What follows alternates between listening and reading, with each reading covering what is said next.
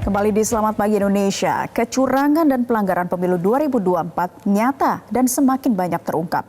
Berbagai masalah yang terjadi mau tak mau memunculkan dugaan kecurangan dalam proses penyelenggaraan pemilu serentak 2024.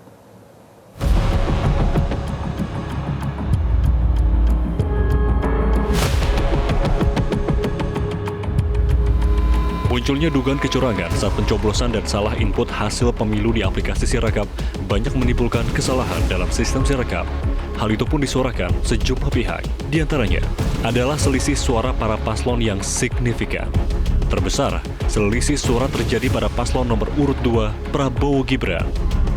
Itu ada 1.664 nambah buat paslon 1, 7.793 nambah untuk paslon 2, dan paslon 3 3.059.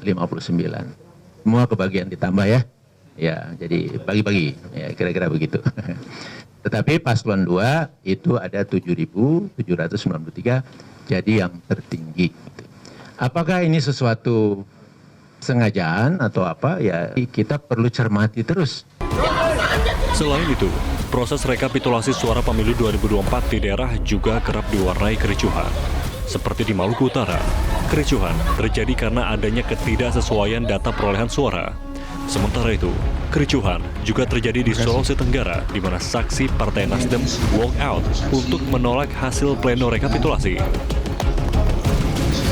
Yang terbaru, Komisi Pemilihan Umum mengeluarkan surat edaran untuk memperpanjang jadwal rekapitulasi di Aceh dan provinsi lainnya sebagai akibat banyaknya kendala proses rekapitulasi tingkat kecamatan. Ketua Divisi Teknis Penyelenggaraan KPU, Idam Holik mengungkap, pihaknya mengeluarkan surat edaran untuk memperpanjang rekapitulasi daerah sebagai akibat force majeure di luar perkiraan rekapitulator. Perkumpulan untuk Pemilu dan Demokrasi atau Perludem menyoroti KPU yang memperbolehkan rekapitulasi suara di daerah meski jangka waktu sudah lewat. Direktur Eksekutif Perludem Hoirunisa Nur Agustiati menyebut KPU gagal memitigasi resiko soal potensi permasalahan pada tahap rekapitulasi. Jika penetapan hasil pemilu mundur, maka KPU melanggar terhadap Undang-Undang tentang Pemilu.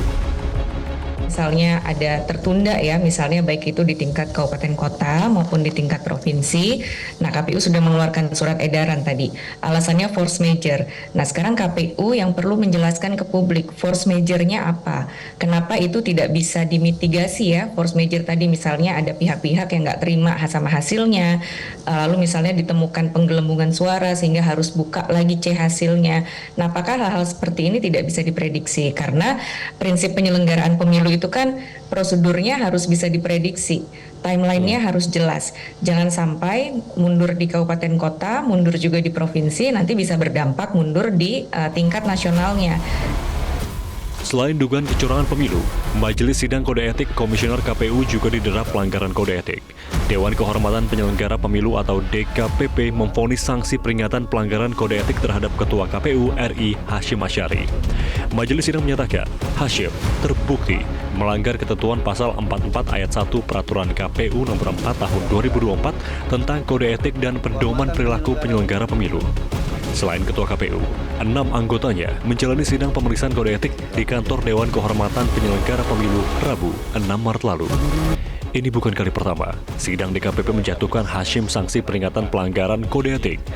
Sebelumnya, Hashim divonis melanggar kode etik ketika meloloskan Gibran Rakabuming Raka sebagai calon wakil presiden.